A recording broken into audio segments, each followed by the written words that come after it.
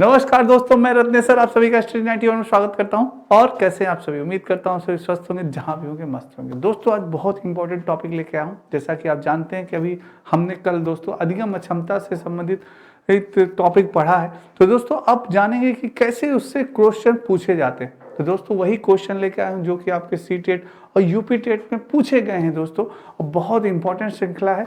इसलिए दोस्तों ज़्यादा से ज़्यादा वीडियो को एक बार शेयर कर दीजिएगा और लाइक कर दीजिएगा। आइए स्टार्ट करते हैं आज का सेशन दोस्तों ये आपके स्टडी 91 में वीडियो का बैच है जो कि प्रारंभ हो चुका है। आप सभी ज्वाइन कर सकते हैं। आइए दोस्तों, हमारा पहला प्रश्न है कि एक समावेशी कक्षा में एक शिक्षक को विशिष्ट शैक्षिक योजनाओं को तैयार नहीं करना चाहिए, कभी कभी तैयार करना चाहिए, सक्रिय रूप से तैयार करना चाहिए, तैयार करने के लिए हतोत्साहित होना चाहिए। बहुत ही अच्छा क्वेश्चन है और आपके सीटेट प्राइमरी में दिसंबर 2019 में पूछा गया क्वेश्चन है दोस्तों। बहुत इंपॉर्टेंट क्वेश्चन है, जल्दी से आंसर दें सारे बच्चे। क्या होगा इसका आंसर? सभी बच्चे देने का प्रयास करें कि एक समावेशी कक्षा, समावेशी कक्षा में एक शिक्षक को विशिष्ट शैक्षिक योजनाओं के लिए क्या करना चाहिए। दोस्तों आप एक टीचर बनने जा रहे हैं, आपको विशिष्ट योजना है बनाने से पहले आपको क्या चीजें करनी चाहिए, तैयार नहीं करना चाहिए कि कभी कभी तैयार करना चाहिए या सक्रिय रूप से तैयार करना चाहिए, जल्दी से बताएं। बहुत बढ़िया। पहले आखिर जानते हैं, हमारे मन में एक प्रश्न उठना चाहिए जो बच्चे नहीं पढ़े हैं कि समावेशी शिक्षा क्या होती है। तो दोस्तों समावेशी शिक्षा वह शिक्षा होती है यानी कि सभी बालक एक समान, नाम से पता चल रहा है समावेशी शिक्षा, सभी बालक एक समान एक छत के नीचे दोस्तों शिक्षा जो प्राप्त करते हैं वही क्या कहलाती है? समावेशी शिक्षा कहलाती है। यानी ऐसे सभी बालक, चाहे वो दोस्तों दिव्यांग बालक हो, चाहे वह सामान्य बालक हो, चाहे वह विशिष्ट बालक हो, हर प्रकार के बालक दोस्तों, चाहे जिस प्रकार का बालक हो, वह शिक्षा ग्रहण करे एक ही छत के नीचे एक साथ, वही क्या कहलाती है? समावेशी शिक्षा कहलाती है। तो दोस्तों आप एक शिक्षक हैं तो आपको एक विशिष्ट शैक्षिक योजना बनाने के लिए तैयार नहीं करना, नहीं, बिल्कुल नहीं, कभी कभी नहीं दोस्तों, सक्रिय रूप से तैयार करना चाहिए। सी इज द राइट आंसर। जिन बच्चों ने सी आंसर दिया है बिल्कुल सही आंसर दिया है। सक्रिय रूप से हमें क्या करना चाहिए? तैयार करना चाहिए दोस्तों। सी इज द राइट आंसर। आप टीचर हैं, आपको एक्टिव होना पड़ेगा, तभी बालक भी एक्टिव होगा दोस्तों। अगर आप एक्टिव नहीं है तो बालक भी एक्टिव नहीं होगा, यानी आप सक्रिय नहीं है तो बच्चा भी सक्रिय नहीं होगा। और हमें इसीलिए जो चीजें हमें पढ़ानी है वो हमें सक्रिय रूप से पहले तैयार कर लेनी चाहिए, प्रिपरेशन कर लेनी चाहिए, उसके बाद ही टीचिंग करनी चाहिए। ठीक है दोस्तों, नेक्स्ट है ब्रेल लिपि का प्रयोग निम्न में से किनके लिए किया जाता है? बहुत ही अच्छा क्वेश्चन है, वेरी इंपॉर्टेंट क्वेश्चन ये भी है। कब पूछा गया? ये आपके बी टेट में दोस्तों, प्राइमरी बिहार टेट में आपके पूछा गया है, प्राइमरी 2013 में। दोस्तों ये हर बच्चे के लिए ये टॉपिक इंपॉर्टेंट है, क्योंकि चाहे जो बिहार का टेट देने वाले हैं, बिहार का सुपर टेट देने वाले हैं, या सी टेट या यूपी टेट, चाहे जो दोस्तों, ठीक है, शिक्षक से संबंधित सारी परीक्षाओं के लिए ये बैच आपके लिए बहुत इंपॉर्टेंट है। ठीक है, तो ब्रेल लिपि का प्रयोग निम्न में से किन के लिए किया जाता है? शारीरिक निःशक्त, दृष्टिबाधित, वाचन बाधित, या इनमें से कोई नहीं? ब्रेल लिपि की बात हो रही है दोस्तों, तो बताइए जल्दी से। बहुत बढ़िया। तो दोस्तों बहुत बढ़िया आंसर आ रहा है, सारे बच्चे जानते होंगे इसके बारे में, क्योंकि ब्रेल लिपि दोस्तों हमारे दिमाग में ये होना चाहिए कि ब्रेल लिपि का प्रयोग क्या होता है। तो ब्रेल लिपि का प्रयोग न शारीरिक निःशक्त से होगा, न वाचन बाधित, दृष्टिबाधित बालक के लिए होता है। किसके लिए? दृष्टिबाधित बालक के लिए होता है। और दोस्तों इसके जनक जो थे, यानी ब्रेल लिपि के जनक थे ब्रेल जी थे। क्या नाम था उनका? ब्रेल नाम था दोस्तों। उन्हीं के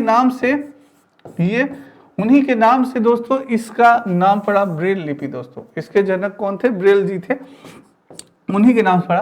तो उसमें जो दृष्टिबाधित, जो बच्चे देखने में अक्षम होते हैं, जो बच्चे नहीं देख पाते हैं, उनके लिए ब्रेल लिपि दोस्तों इन्होंने वो की। क्योंकि एक जैसे कागज, मोटा कागज रहता था, उस पे दोस्तों छेद से ऐसे उभरे हुए छेद रहते थे, कुछ भी लेटर लिखा रहता था, जिससे कि बालक स्पर्श करके ही जाना, अरे अच्छा ये क बना है, अच्छा ये ए बना है, ये क्या बना है, ये ए बना है। क्योंकि ये उभरा हुआ रहता था, बालक देख नहीं सकता था, केवल छू के स्पर्श करके वो बता देता था कि हाँ ये ए। तो वही दोस्तों ब्रेल लिपि है दोस्तों आपका, जिन्होंने आपके ब्रेल जी ने इसका दोस्तों उत्पत्ति की थी। जिसलिए ये बहुत ही अच्छा, जिससे दृष्टिबाधित बालक आसानी से सरलता पूर्वक शिक्षा प्राप्त कर सके, उन्हें कोई दिक्कत ना हो दोस्तों। ठीक है, ये चीज है। नेक्स्ट है दोस्तों, वाणी दोष नहीं है। वाणी दोष नहीं है, ये आपके यूपी टेट प्राइमरी 2014 में पूछा गया क्वेश्चन है। वाणी दोष नहीं है, कौन सा नहीं है? ध्वनि परिवर्तन और स्पष्ट उच्चारण, धीमी या तेज गति से बोलना, हकलाना और तुतलाना, तीव्र अस्पष्ट वाणी। कौन सा वाणी दोष नहीं है? जल्दी से सभी बच्चे आंसर देने का प्रयास करें। वाणी दोष नहीं है दोस्तों, बहुत बढ़िया आंसर। ये यूपी टेट में आपके पूछा गया है दोस्तों 2014 प्राइमरी में। तो दोस्तों मैं बता दूं, ध्वनि परिवर्तन और स्पष्ट उच्चारण, ये वाणी दोष नहीं है पूछा, ये वाणी दोष है। ध्वनि परिवर्तन और स्पष्ट उच्चारण क्या है? ये दोस्तों वाणी दोष है। हकलाना और तुतलाना, ये भी वाणी दोष है। तीव्र और अस्पष्ट वाणी, यानी बहुत ही तेज बोल रहे हैं और स्पष्ट बोल रहे हैं, तो वो भी वाणी दोष है। पर दोस्तों धीमी या तेजी गति से बोलना, ये तो कोई वाणी दोष नहीं कहलाता है। अरे भाई, कोई बालक धीरे बोल रहा है, कोई बालक तेज बोल रहा है, तो आप कहते हैं कि वाणी दोष से संबंधित है। ये है कि भाई वो ध्वनि परिवर्तन अस्पष्ट उच्चारण कर रहा है, जो वो उच्चारण कर रहा है वो गलत कर रहा है, बोलना है उसको क बोल रहा है ख, बहुत ही तेज गति से बोल रहा है और स्पष्ट बोल रहा है, बहुत ही तेज बोल रहा है पर अस्पष्ट वाणी शब्दों का प्रयोग कर रहा है, तो वो क्या होगा? ये होगा। और हकला रहा है, तुतला रहा है, तो ये तो वाणी दोष है ही दोस्तों, यानी बोलने में असमर्थ। पर धीमी या तेज गति से बोलना, ये वाणी दोष आपका नहीं कहलाता। तो B is the right answer, बिल्कुल सही। नेक्स्ट है, निम्न में से दृष्टिबाधित बालक से संबंधित नहीं है। क्वेश्चन दोस्तों ध्यान से पूछिए, बढ़िएगा। ये आपके झारखंड टेट में आया है दोस्तों, प्राइमरी में 2012 में पूछा गया क्वेश्चन है कि निम्न में से दृष्टिबाधित बालक से संबंधित नहीं है। कौन सा नहीं है? ब्रेल लिप संबंधित नहीं है, त्रिमीय आकृति का स्पर्श नहीं संबंधित है, विशेष प्रकार की छड़ी या हियरिंग एड, क्या नहीं संबंधित है? जल्दी से आंसर दें दोस्तों, सारे बच्चे देने का प्रयास करें। बहुत बढ़िया प्रयास क्वेश्चन। दोस्तों दृष्टिबाधित बालक, मैंने आपको बताया कि वैसे बालक, दृष्टिबाधित बालक जो कि देखने में असमर्थ है। क्या है? जो देखने में क्या है दोस्तों? देखने में असमर्थ है। क्या है? देखने में जो असमर्थ होते हैं उन्हें क्या कहते हैं? दृष्टिबाधित बालक कहते हैं। असमर्थ जो होते हैं दोस्तों, ठीक है, देखने में जो असमर्थ होते हैं, तो उनके लिए दोस्तों प्रयोग करते हैं हम ब्रेल लिपि का। किसका प्रयोग करते हैं? ब्रेल लिपि का प्रयोग करते हैं। और किसका प्रयोग करते हैं? छड़ी का प्रयोग किए। भाई छड़ी से आपको आना है, जाना है। जो बच्चे अंधे होते हैं वो छड़ी के माध्यम से चले जाते हैं। और दोस्तों ये त्रिमीय आकृति को स्पर्श करके, जो त्रिमीय आकृति होती है दोस्तों, उसको ऐसे छू के ये लोग पता कर लेते हैं कि क्या लिखा है क्या नहीं लिखा है। वो त्रिमीय आकृति भी इनके लिए आवश्यक होती है। पर दोस्तों ये जो हियरिंग एड है, ये सुनने के लिए होता है, ये इसमें यूज नहीं होता। तो D is the right answer, D. क्योंकि क्वेश्चन में पूछा है कि दृष्टिबाधित बालक से संबंधित नहीं है दोस्तों। क्या पूछा है? संबंधित नहीं है। तो ये हियरिंग एड संबंधित नहीं, बाकी चीजें संबंधित होती हैं एक दृष्टिबाधित बालक के लिए, जो कि देखने में क्या होता है? असमर्थ होता है दोस्तों। ठीक है, ये क्लियर है। नेक्स्ट है दोस्तों, ये आपकी दोस्तों यूपी आपकी पुस्तकें हैं जो कि स्टडी 91 पे आ चुकी हैं, सभी ले सकते हैं।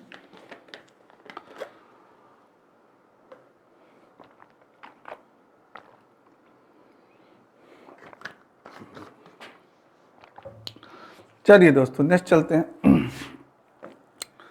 बच्चों की गणित सीखने संबंधी अक्षमता।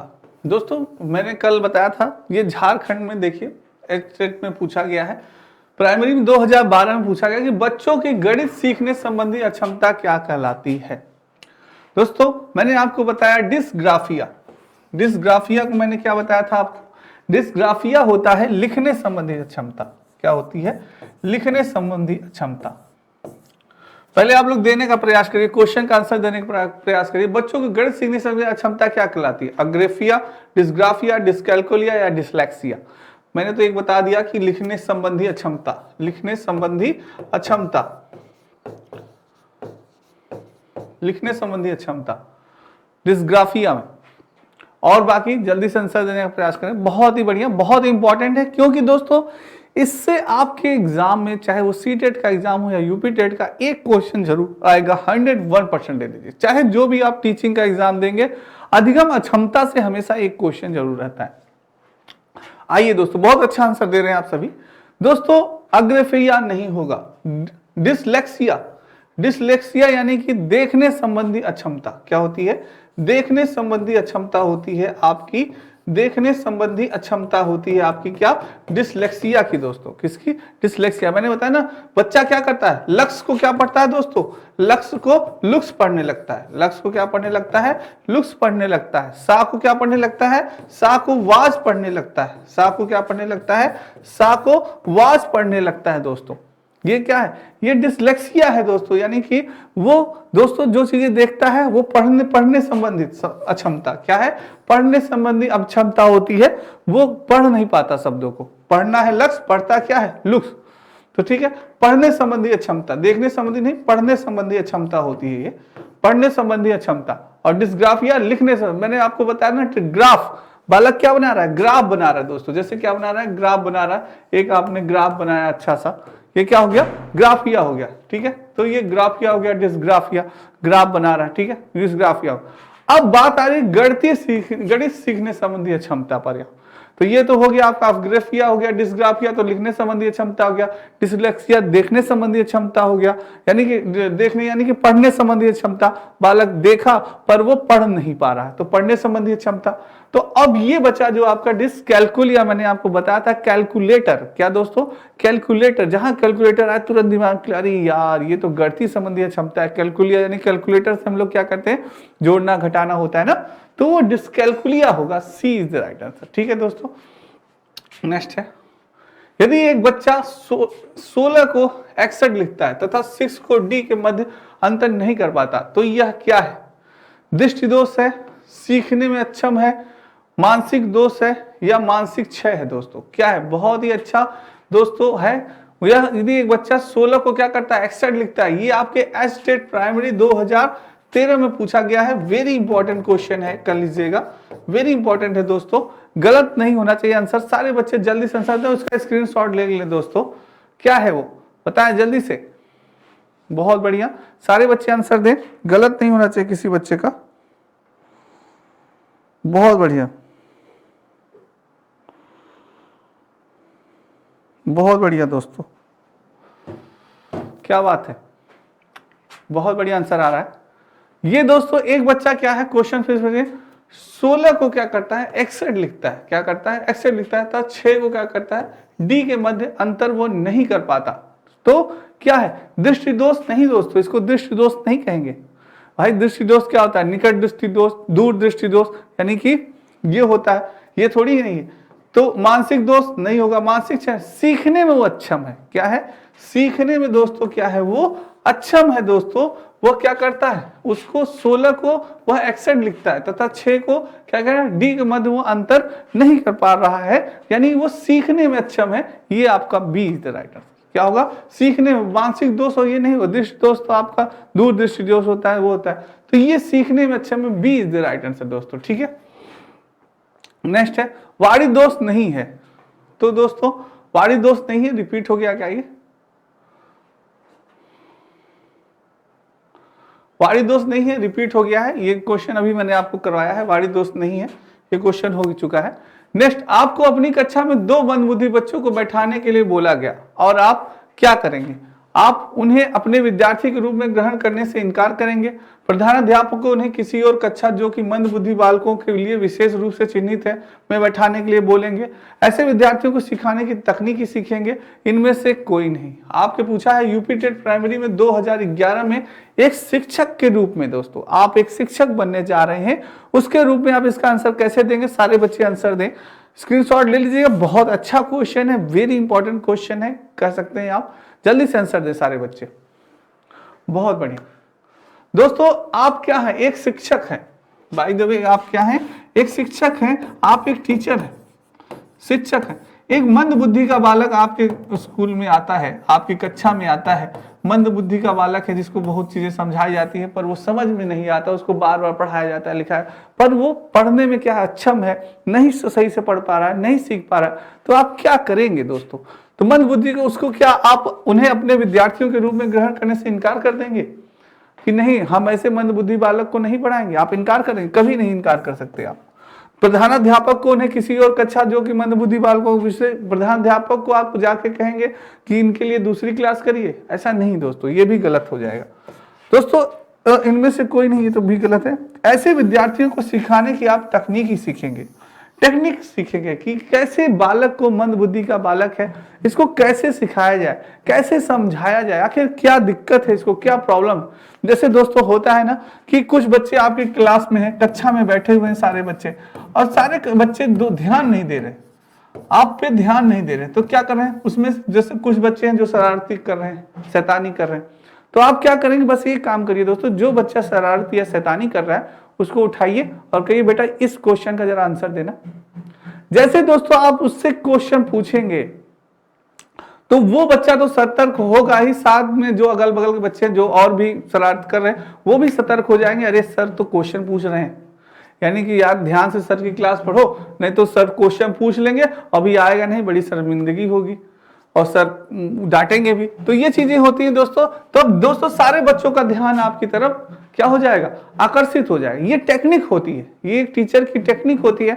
तो उसी तरह से आपको मंद बुद्धि के बालकों को पढ़ाने के लिए टेक्निक सीखनी पड़ेगी, टेक्निक सीखनी, तकनीकी सीखनी पड़ेगी, तभी आप मंद बुद्धि के बालकों को पढ़ा पाएंगे दोस्तों। ठीक है, नेक्स्ट चलते हैं, नेक्स्ट क्वेश्चन। दोस्तों ये आपकी यूपी टेट की बुक आ चुकी है स्टडी 91 में, और ये हिंदी इंडिविजुअल का नया बैच प्रारंभ हो चुका है। ठीक, चलिए दोस्तों, शिक्षा का अधिकार नियम 2009 के अनुसार विशेष आवश्यकता वाले बच्चों को पढ़ाना चाहिए। व्यवसायिक प्रशिक्षण केंद्र में जो उन्हें जीवन कौशलों के लिए तैयार करेंगे, घर पर माता पिता और देखभाल करने वालों के साथ जो उन्हें आवश्यक सहायता उपलब्ध कराएंगे, खास तौर पर उन्हीं के लिए बनाए गए विशेष विद्यालयों में समावेशी शिक्षा व्यवस्था में इस प्रावधान के साथ कि उनकी आवश्यकताओं की पूर्ति की जा सके। क्या करेंगे दोस्तों, एक आप टीचर हैं, बताएं क्या करेंगे। बहुत बढ़िया, जल्दी से आंसर दें, गलत नहीं होना चाहिए मेरे किसी बच्चों का। क्या बात, बहुत ही बढ़िया आंसर आ रहा है।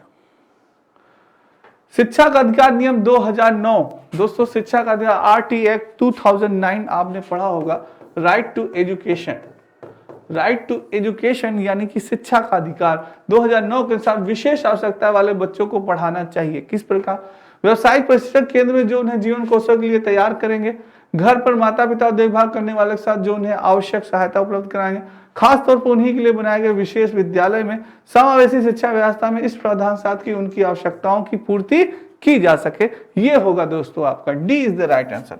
यानी आपको दोस्तों समावेशी शिक्षा, यानी सभी बालकों को एक समान, यानी कि चाहे वो बालक दोस्तों विशिष्ट बालक हो, विशेष बालक हो, सामान्य बालक हो या किसी भी प्रकार का बालक हो, सभी बच्चों को एक समान शिक्षा प्रदान करेंगे व्यवस्था इस प्रावधान के साथ कि उनकी आवश्यकताओं की पूर्ति की जा सके, उनकी सारी आवश्यकताओं की पूर्ति की जा सके, उन्हें और जो शिक्षा प्रदान करने चाहे उसको खाना भोजन सारी चीजें की आवश्यकताओं की पूर्ति उन्हें प्रदान की जा सके दोस्तों। तो D is the right answer.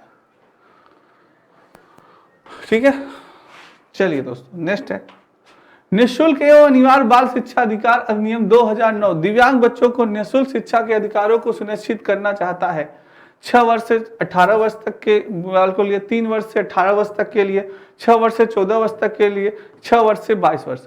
यानी दोस्तों आपके आरटी एक्ट, यानी कि आरटी एक्ट दोस्तों राइट टू एजुकेशन निःशुल्क एवं अनिवार्य बाल शिक्षा अधिकार अधिनियम 2009, यानी कि बालक को निःशुल्क एवं अनिवार्य शिक्षा दी जानी चाहिए। आपके आरटी एक्ट 2009 ने यह घोषणा की कि बालक को अब हमें क्या करना है, निःशुल्क शिक्षा प्रदान करनी चाहिए, जिससे कि बालक स्वाभिमानी हो सके, चाहे वह बालक दिव्यांग हो, चाहे जो भी हो दोस्तों, दिव्यांग बालक हो या सामान्य बच्चे हो, कोई भी। और दिव्यांग बच्चों को निःशुल्क शिक्षा के अधिकारों को सुनिश्चित करता है। कितने से कितने वर्ष का, जल्दी से बताएं सारे बच्चे। बहुत अच्छा क्वेश्चन है, सीटेट अपर प्राइमरी दिसंबर 2018 में पूछा गया क्वेश्चन है। सोचिए, जल्दी से आंसर दें सारे बच्चे, देखें कौन बच्चा आंसर देता है। कितनी दोस्तों उम्र आपकी की गई, बहुत बढ़िया, बिल्कुल सही। तो दोस्तों बिल्कुल सही आंसर दिया, सी इज द राइट आंसर। 6 वर्ष से 14 वर्ष, कितना, 6 वर्ष से 14 वर्ष के बच्चों को दोस्तों कहा गया कि निःशुल्क एवं शिक्षा अनिवार्य कर दी जाए। इन बालकों को निःशुल्क शिक्षा दी जाए और अनिवार्य कर दिया जाए। 6 से 14 वर्ष के बालकों को निःशुल्क और अनिवार्य शिक्षा दी जाए। उनमें कोई भी ऐसा नहीं है, ऐसा कोई भी बालक न रह जाए जो शिक्षा के बिना रह जाए दोस्तों। ठीक है, क्योंकि जब दोस्तों हमारे अंदर शिक्षा का विकास होगा तभी इस देश का विकास होगा, तभी हम सबका विकास होगा। तो शिक्षा बहुत ही इंपॉर्टेंट है दोस्तों, बहुत अच्छा कदम उठाया गया। इसीलिए शारीरिक रूप से विकलांग बालकों का प्रकार नहीं है। क्वेश्चन ध्यान से पढ़िएगा कि शारीरिक रूप से विकलांग बालकों का प्रकार नहीं है। झारखंड टेट में पूछा गया है 2012 में। मूढ़ बालक, प्रत्यक्षीकरण योग्यता संबंधी दोष, बधिर बालक, अंधा बालक। शारीरिक रूप से विकलांग बालकों का प्रकार नहीं है दोस्तों, विकलांग का है। जल्दी से बताएं क्या होगा। बहुत बढ़िया,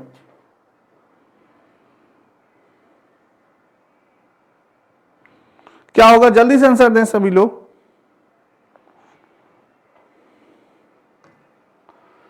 बहुत बढ़िया दोस्तों, शारीरिक रूप से विकलांग, प्रत्यक्षीकरण योग्यता संबंधी दोष आ रही समझ में, यानी कि बालक क्या है, शारीरिक रूप से विकलांग है। बधिर बालक, यह सुनने में असमर्थ है। क्या है बधिर, यानी कि सुनने में क्या है दोस्तों, सुनने में वो बालक क्या है, असमर्थ है, सुनने में असमर्थ है, सुनने में असमर्थ है। और अंधा बालक तो दोस्तों वो तो होता ही दृष्टिबाधित। पर प्रत्यक्षीकरण योग्यता संबंधित दोषी है। पर मूढ़ बालक दोस्तों जो होता है वो क्या होता है, कमजोर बालक होता है, यानी कि थोड़ा सा मंद बुद्धि बालक होता है। उसको हम ये नहीं कह सकते कि ये शारीरिक रूप से विकलांग है, ये मंद बुद्धि को कम इसका दिमाग होता है दोस्तों, पर इसको हम ये नहीं कहेंगे कि शारीरिक रूप से विकलांग। भाई आज ये मंद बुद्धि का है, आज ये मूढ़ बालक है, कल ये तेज हो सकता है। अगर ये दोस्तों क्या करे, अभ्यास करे, चीजों को समझने की कोशिश करे, प्रयास करे, तो ये दोस्तों आगे चल के तेज हो सकता है। ये कोई इसकी दिव्यांगता नहीं है, कोई विकलांगता नहीं है इसकी, या विकलांगता इसकी नहीं है। तो ए इज द राइट आंसर। ठीक है, नेक्स्ट है दोस्तों, आंशिक दृष्टि वाले विद्यार्थी के लिए निम्नलिखित में से कौन सी अधिगम सामग्री उपयुक्त नहीं है। आंशिक दृष्टि वाली की बात हो रही है दोस्तों।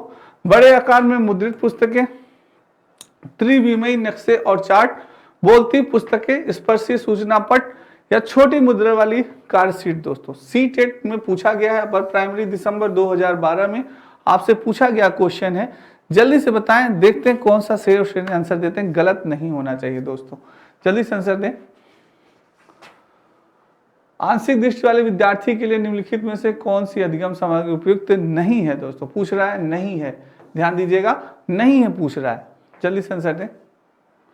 दोस्तों जो आंशिक दृष्टि से संबंधित बालक होते हैं, जिन्हें क्या होता है, कम दिखाई देता है। क्या होता है दोस्तों, कम दिखाई देता है, तो उनके लिए बड़े आकार में मुद्रित पुस्तकें होती हैं, जिससे बड़े आकार में होती है, जिससे कि बालक पढ़ सके, आसानी से वो चीजों को देख सके। अब जैसे ए है दोस्तों, ए अगर हम इतना बड़ा लिखें तो देख पाएंगे, पढ़ पाएंगे। इसी ए को अगर हमने इतना छोटा कर दिया तो वो नहीं देख पाएंगे, वो असमर्थ दोस्तों, वो चीजों को नहीं देख पाएंगे। और इसीलिए उन्हें बड़े आकार में त्रिविमीय नक्शे और चार्ट उनको दिखाना चाहिए, ये भी उनके लिए होने चाहिए। बोलती पुस्तकें, स्पर्शीय सूचना पट होनी चाहिए, ये भी होने चाहिए। पर उनके लिए छोटे मुद्रण वाली कार्य शीट नहीं होनी चाहिए। दोस्तों D is the wrong answer. कि छोटी मुद्रण वाली होगा तो वो भाई आंशिक दृष्टि दोस्त वाला बालक है, वो उसको कम दिखाई देता है। अगर ये छोटी मुद्रण वाली रहेगी तो वो नहीं कर पाएगा, नहीं पढ़ पाएगा, नहीं समझ पाएगा। तो ये दोस्तों गलत है। बाकी तीनों ऑप्शन आपका है, नहीं है पूछा है तो डी नहीं होगा। ठीक है, D is the right answer. Next है दोस्तों, ये आपका इंडियन पॉलिटी का फाउंडेशन कोर्स दोस्तों, नया बैच प्रारंभ हो चुका है।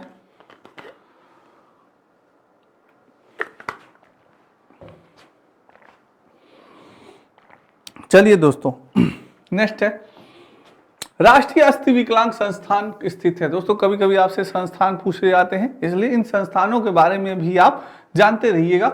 सहायक अध्यापक भर्ती परीक्षा 2019 में पूछा गया। ये राष्ट्रीय अस्थि विकलांग संस्थान कहाँ पे है दोस्तों, देहरादून में, मुंबई में, कोलकाता में या सिकंदराबाद में। जल्दी से देखते हैं किन बच्चों को पता है, जल्दी से आंसर देने का प्रयास करें, गलत नहीं होना चाहिए इस बार आंसर। बहुत बढ़िया, तो दोस्तों बहुत बढ़िया। जो राष्ट्रीय अस्थि विकलांग संस्था है दोस्तों, इसमें विकलांग बच्चों के लिए दोस्तों पढ़ने से संबंधित, भोजन से संबंधित सारी चीजों की व्यवस्था की जाती है। तो ये आपका कहाँ पे है, ये आपका कोलकाता में है दोस्तों। कहाँ पे है, कोलकाता में है दोस्तों आपका। ठीक है, राष्ट्रीय अस्थि विकलांग कोलकाता में। नेक्स्ट चलते हैं, अधिगम अक्षमता, अधिगम क्षमता निम्नलिखित में से किससे प्रभावित नहीं होती, किससे प्रभावित नहीं होती। क्वेश्चन ध्यान से पढ़िएगा, बहुत अच्छा क्वेश्चन है, यूपी टेट प्राइमरी 2013 में पूछा गया है। अनुवांशिकता से, वातावरण से, प्रशिक्षण शिक्षण से या राष्ट्रीयता से? अधिगम क्षमता निम्नलिखित में से किसमें प्रभावित नहीं होती दोस्तों? किसमें प्रभावित नहीं होती? बहुत अच्छा क्वेश्चन है, थोड़ा सा दिमाग लगाना है, पर मेरे सभी बच्चों जल्दी से आंसर दे देंगे क्योंकि दोस्तों अधिगम क्षमता, जैसे अधिगम का अर्थ क्या होता है? अधिगम का अर्थ होता है सीखना। क्या होता है? सीखना। तो अधिगम क्षमता जैसे मैंने आपको बताया था दोस्तों, डिसलेक्सिया, डिस्कैल्कुलिया, डिस्ग्राफिया, ऐसे दोस्तों हैं जो कि क्या है, अधिगम अक्षमता कही जाती है। तो वो अधिगम अक्षमता किस कारण होती है, क्यों उसके प्रभावित नहीं होती? तो क्या आनुवांशिकता है? आनुवांशिकता कारण होता है दोस्तों, कभी कभी वातावरण भी होता है, प्रशिक्षण, पर राष्ट्रीयता दोस्तों, अधिगम क्षमता जैसे हम सीखने की क्षमता होती है, जो सीखने की क्षमता में दोस्तों, सीखने की क्षमता की यहाँ बात हो रही है, तो प्रभावित दोस्तों सीखने की क्षमता हमें आनुवांशिक है दोस्तों। अगर हमारे माता पिता के लक्षण हमारे में है तो हमारा दिमाग तेज है, तो हम चीजों को बहुत ही तीव्र गति से सीख लेते हैं। और जैसे वातावरण दोस्तों, हमको आपको मालूम है कि अधिगम में वातावरण और आनुवांशिकता का दोनों का बहुत ही महत्वपूर्ण योगदान होता है। बिना दोनों इसके दोस्तों हम किसी भी चीज को नहीं सीख सकते। जिस तरह से दोस्तों एक मोटरसाइकिल में, जिस तरह से एक मोटरसाइकिल में दोस्तों पेट्रोल की आवश्यकता होती है, उसी प्रकार से ड्राइवर की भी आवश्यकता होती है। तो विलियम वुडवर्थ ने कहा, जिस प्रकार से एक गाड़ी में पेट्रोल और चालक, ड्राइवर दोनों की आवश्यकता होती है, उसी प्रकार से दोस्तों विकास यानी कि डेवलपमेंट में, आपके विकास में आनुवांशिकता और वातावरण दोनों की आवश्यकता होती है। तो ये चीज है दोस्तों, ये बहुत ही राष्ट्रीयता का दोस्तों कोई इसमें रोल नहीं है। D is the right answer. ठीक है, नेक्स्ट है दोस्तों, भाषा अवबोधन से संबंध विकार है। भाषा अवबोधन से संबंध विकार है आपका चालघात, पठन वैकल्य, वाक संबंध रोग या भाषाघात। सीटेट प्राइमरी फरवरी 2014 में पूछा गया क्वेश्चन है, भाषा अवबोधन से संबंध विकार है, क्या होगा दोस्तों? जल्दी से बताएं। बहुत बढ़िया, बहुत बढ़िया। भाषा अवबोधन संबंध विकार है, क्या होगा? चालघात, पठन वैकल्य, वाक। दोस्तों भाषा अवबोधन से संबंध विकार पूछ रहा है, भाषा अवबोधन से पूछ रहा है, तो चालघात नहीं होगा, पठन वैकल्य दोस्तों नहीं होगा आपका। पठन वैकल्य में क्या होगा आपका? डिस्ग्राफिया होता है, डिसलेक्सिया, डिसलेक्सिया होगा।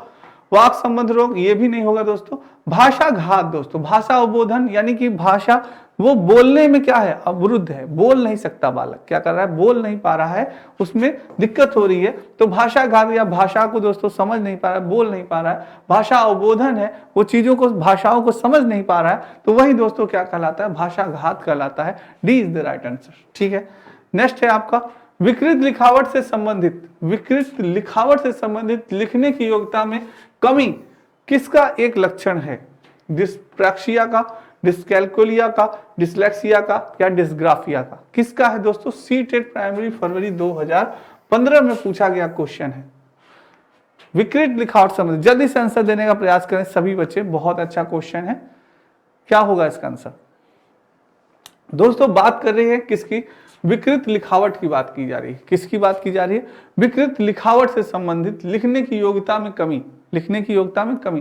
जैसे कि आप जानते हैं डिस्कैल्कुलिया यानी कि गणितीय संबंधित विकार, गणितीय संबंधित विकार दोस्तों जो होता है, जैसे कि हम जोड़ने घटाने में, तो ये चीज में हमें कैलकुलेशन में क्या होती है दोस्तों, हमें दिक्कत होती है, तो वो गणितीय संबंधी विकार होता है ये। डिसलेक्सिया दोस्तों, डिसलेक्सिया हो गया आपका पढ़ने संबंधी विकार। किसी चीज को पढ़ना है तो वो क्या करता है? लक्ष्य को क्या पढ़ता है? लुक्स पढ़ता है। अभी मैंने आपको बताया लक्ष्य को क्या पढ़ता है? लुक्स पढ़ता है। सा को वास पढ़ता है। डिस्ग्राफिया जो होता है दोस्तों, ये होता है आपका लिखने संबंधी विकार। क्या होता है? ये आपका होता है लिखने संबंधी विकार होता है दोस्तों। डिस्ग्राफिया जो होता है वो लिखने संबंधी विकार होता है। तो यानी कि ये पूछ रहा है कि विकृत लिखावट यानी कि वो सही ढंग से लिख नहीं पा रहा है, लिखने की योग्यता में उसकी कमी है, तो क्या होगा? वो डिस्ग्राफिया होगा दोस्तों। क्या होगा? डिस्ग्राफिया यानी लिखने से संबंधित विकार है उसे, तो डिस्ग्राफिया होगा। ठीक है, नेक्स्ट चलते हैं दोस्तों। ये आपके वीडियो ग्राम विकास का नया बैच प्रारंभ, महाबचत ऑफर।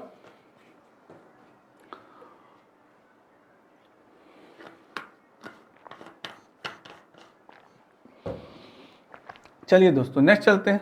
शारीरिक रूप से अक्षम बच्चों का समानता होता है, शारीरिक रूप से अक्षम बच्चों की समानता होता है क्या? डिस्ग्राफिया, डिस्थीमिया, डिस्कैल्कुलिया या डिसलेक्सिया? क्या होगा दोस्तों?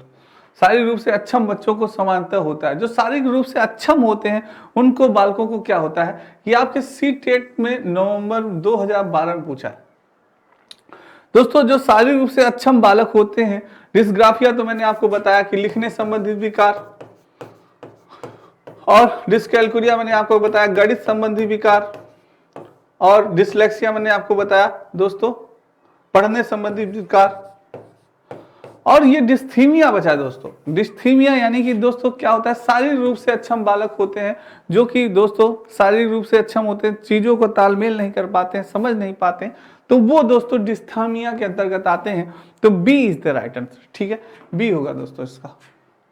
नेक्स्ट है, निःशक्त बच्चों के लिए समेकित शिक्षा का केंद्रीय प्रायोजित योजना का उद्देश्य है में निःशक्त बच्चों को शैक्षिक अवसर उपलब्ध कराना, मुक्त विद्यालय, ब्लाइंड रिलीफ एसोसिएशन के विद्यालय, नियमित विद्यालय या विशेष विद्यालय। निःशक्त बच्चों की बात हो रही है। सीटेट अपर प्राइमरी 2011 में पूछा गया था दोस्तों। जल्दी से सारे बच्चे इसका आंसर दें, गलत नहीं होना चाहिए। बहुत बढ़िया, क्या बात है।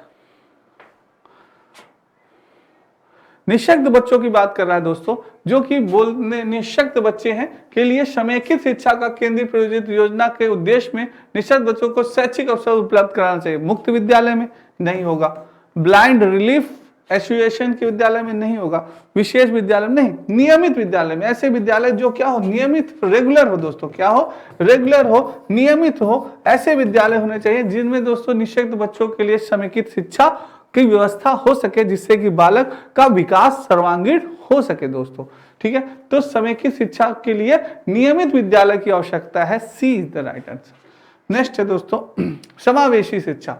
पूछ रहा है कि समावेशी शिक्षा कक्षा में विविधता का उत्सव मनाती है, दाखिले संबंधी कठोर प्रक्रियाओं को बढ़ावा देती है, तथ्यों की शिक्षा से संबंधित है, हाशिए परिस्थित वर्गों से शिक्षकों को सम्मिलित करने से संबंधित है। क्या होगा? मैंने अभी बताया आपको, सीटेट प्राइमरी जनवरी 2012 में पूछा गया क्वेश्चन। दोस्तों मैंने आपको बताया समावेशी शिक्षा ऐसी शिक्षा जो सभी के लिए क्या हो? सभी के लिए एक समान हो, सभी के लिए एक समान हो, चाहे वह दोस्तों दिव्यांग बालक हो, चाहे सामान्य बालक हो, चाहे विशिष्ट बालक हो, चाहे जो भी बालक, सभी के लिए एक समान हो और वह एक छत के नीचे शिक्षा प्राप्त करे। वही क्या कहलाती है? समावेशी शिक्षा का। उनमें कोई मतभेद नहीं है, कोई अलगाव नहीं है। तो दोस्तों क्या होता है? उसमें होता है कि कक्षा में विविधता का उत्सव मनाया जाता है। विभिन्न प्रकार के बालक होते हैं, वो क्या मनाते हैं? उत्सव मनाते हैं। तो ए इज द राइट आंसर, कक्षा में विविधता का उत्सव मनाया जाता है, ठीक है दोस्तों। नेक्स्ट है, तो दोस्तों आज के लिए इतना ही। ये आपकी स्टडी 91 पे ई बुक्स नोट्स हैं, आपके पीडीएफ नोट्स आप सभी ले सकते हैं। आज के लिए इतना ही। आज की क्लास आपको कैसी लगी कमेंट बॉक्स में कमेंट करिएगा, लाइक करिएगा।